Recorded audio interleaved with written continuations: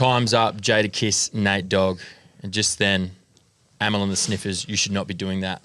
2026 AFL Grand Final, Amel into posse shot, PTA staff members, your job. Let's email Andrew Dillon, let him know. That's what we want. Tom, you got some questions, man? Yeah, I did have one question that popped up when we were chilling outside before. And it was like, oh, I've got to ask these boys about their view on things, their view on, like, you know, borderline reality, your sort of the way you approach life and your kids, and your sort of your philosophy, if you know what I mean. Like, what are you about? The philosophy is, definitely keep everything fucking simple. Like, you know, I'm not fucking hyper intelligent. I'm not a supercomputer, so I simplify things. I shine in things like kicking a footy. Always been there. So having children, just guiding with love, and being there presently, you know, in the moment, is possibly the best outlook you can have. And yeah, fucking love it. Yeah, having kids is great. And even if you don't have kids, applying a mentality where everything's simple, you know, fuck, rocks. You know, you don't have drama. I feel that. You feel that? I like hanging you cook out. with it? I like hanging out. I like hanging out. Hanging out's the best fucking method, bro. Hanging out's how you'll find the best shit to do, bro. Dead set. Because often hanging out is looking like you're doing nothing, but you're actually setting up everything. You know what I'm saying? Yeah. But we're hanging out right now. You take away the microphones, we're hanging out right now. Do you know what I mean? You're just recording it. That's the only different thing, right? We've spoken over 1 million different fucking things at this Arvo. And I've learned. I've got new Exactly. ideas. I got like different mental conceptualizations of some of the stuff we talked about.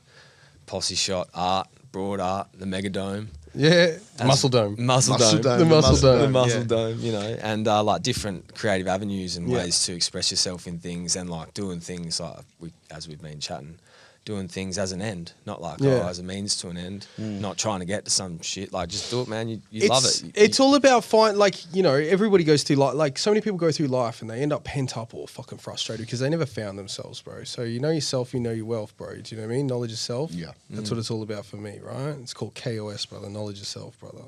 That's what I always tell everybody, right? I go, they say, fucking, bro, you know Allah, bro? You know what that shit is? Arm, leg, arm, head.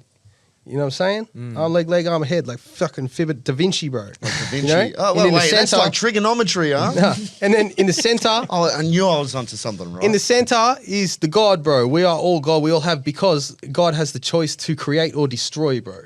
So every single day we've got a choice in life. We can either create or destroy, and each decision leads us towards a heaven or a hell. It's all in this plane right now. Do you know what I mean? You make the good choices, you make your life a heaven. You make the bad choices, you make your life hell, bro.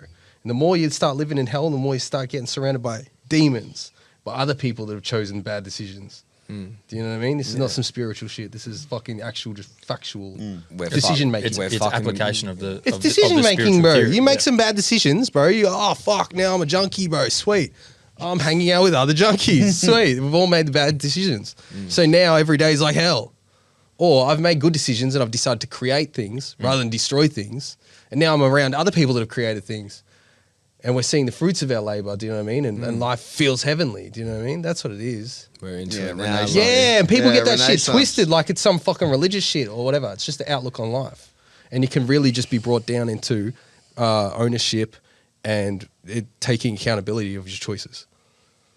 And everybody makes choices every day. Yeah. You know what I mean?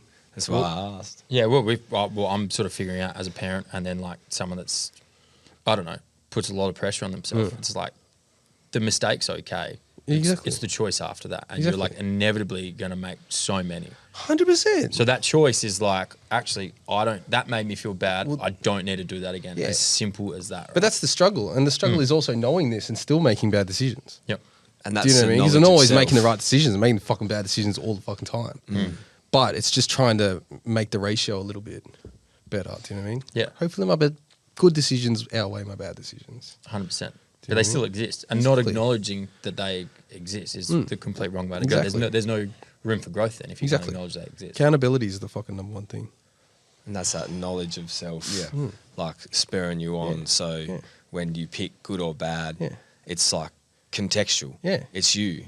Because if you It's know not yourself, like third party. yeah. It's like, what's in here? Yeah. If you know yourself, you're going to choose the right decisions for you. Because if you're letting other people choose your fucking things, it might not be right for you. Do you know what I mean? Someone's like, your right decisions might be my wrong decisions. Do you know what I mean? Absolutely. And I said this earlier. I go, too many people run around trying to be someone else, not be themselves. And you see, if I'm sitting here being a carbon copy of this other person, that's not going to benefit me. That's only benefiting them. Because I'm now a billboard for them. Because I can never be them better than they are. And they can never be me better than I can. Do you know what I mean? Word. So if I'm just copying this, I'm just a billboard for this. You know what I'm saying? I do, man. Word. Yeah. I think I know the appropriate thing for this conversation. Some ambient music. Brian Eno. Mate, Hey, Let's go. you got to bro. get going, Muscles, Mus. when we were recording at Tom's house, like earlier in season 2, I was like, bro, I've just got the first section. Like, you're going in raw. I'm not going to tell you. And then I explained to him like the creation of ambient music, and the Brian Eno story, and his first ambient album, Music for Airports. Told him the whole Great story. album, that one. Yeah, and Yep. Tom was like, "Are you like? What are you talking about?" He was like, "Is he your fucking like uncle or something? Do you know this guy?" I was No, just he's like, my mentor. No. This guy is my god. And he was Yeah. just like, "Okay, I reckon some time for some Brian Eno, some ambient music. Let's We'll be go right for back." it.